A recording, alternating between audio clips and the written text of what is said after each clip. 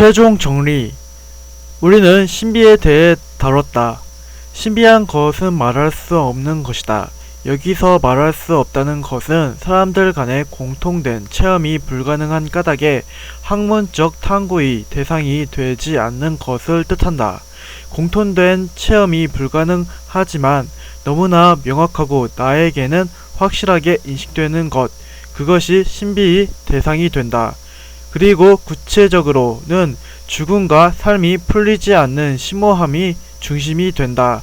우선 죽음을 학문적 영역으로 옮기고자 하는 노력으로서 임사체험에 대해 알아보았다. 다만 이 노력에 비해 성과가 적을 수도 있다. 왜냐하면 아무리 많은 데이터를 모으고 사례를 연구해도 그 사례들은 주관적 체험의 기록 이상을 보여줄 수 없기 때문이다. 현대의 과학적 사고와 학문적 성과에서 주관적 체험의 지위는 매우 낮다.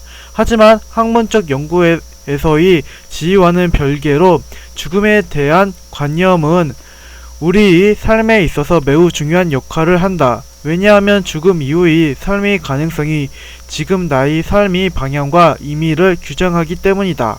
죽음 이후의 가능성은 네 가지로 나눠 볼 수 있었다.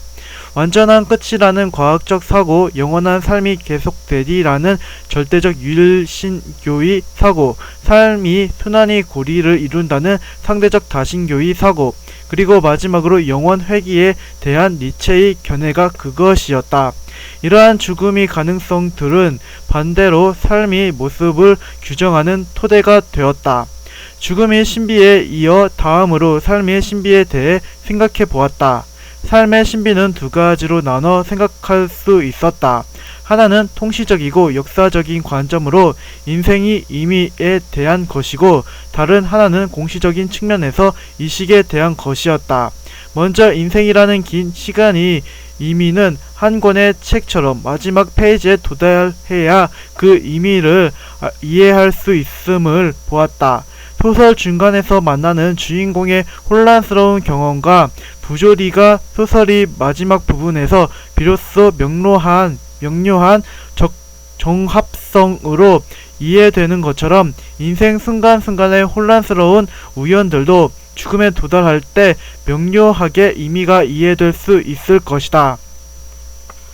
아직은 삶이 중간에 있으니 죽음을 직접 체험하지는 못해서 인생의 의미를 온전히 깨달을 수는 없지만, 우리는 죽음의 가능성을 타진하고 추측해보는 행위를 함으로써 간접적으로 소설의 마지막에 닿고 오는 것이고, 이를 통해 인생의 의미는 제한적이나마 나에게 이해되는 것이다. 즉 인생의 의미는 죽음을 통해 이해된다. 인생의 의미가 삶의 신비를 이해하는 통시적 관점이라면 이식은 공시적 측면에서 이해한 삶의 신비였다. 이식은 나의 내적 세계를 의미한다. 우리 눈앞에 펼쳐진 세계는 실제 세계와는 차이가 있다. 세계 그 자체로서의 물자체의 세계는 우리가 직접 파악할 수 있는 대상이 아니다. 우리는 그 세계를 감각기관이 제한된 정보로 받아들여 머릿속에서 그 세계를 재구성하고 확장한다.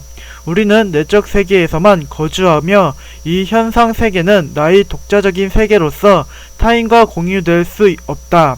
오래된 지혜가 말해주듯 눈앞의 현상 세계가 실제 세계가 아닌 하나의 허상임을 이해하게 될 때 우리는 깨달음으로 향하는 인생의 순례길을 시작할 수 있을 것이다. 에필로그. 이번 지적 대화를 위한 넓고 얇은 지식으로의 여행은 현실 너머에 대한 내용이었다. 인간이 정신과 관련된 이 영역은 진리에 대한 입장인 절대주의, 상대주의, 회의주의를 기준으로 구분되었다.